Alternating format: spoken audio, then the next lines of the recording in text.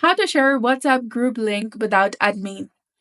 Hi guys, welcome back to our channel. Today we have a useful guide on WhatsApp, specifically on how to share a WhatsApp group link even if you're not the admin.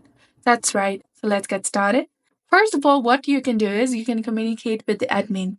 Reach out to the group admin and ask them to share the group's link with you. This is the most straightforward and respectful way to follow the group's rules.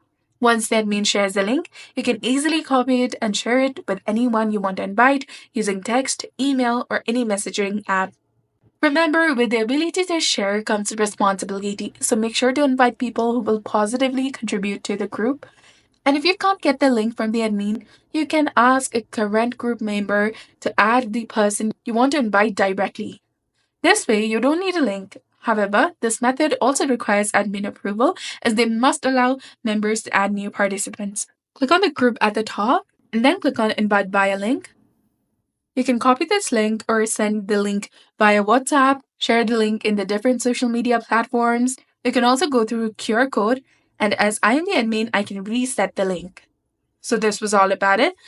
If you found this guide helpful, please consider leaving a like and subscribing to our channel. Thanks for watching. See you in the next one.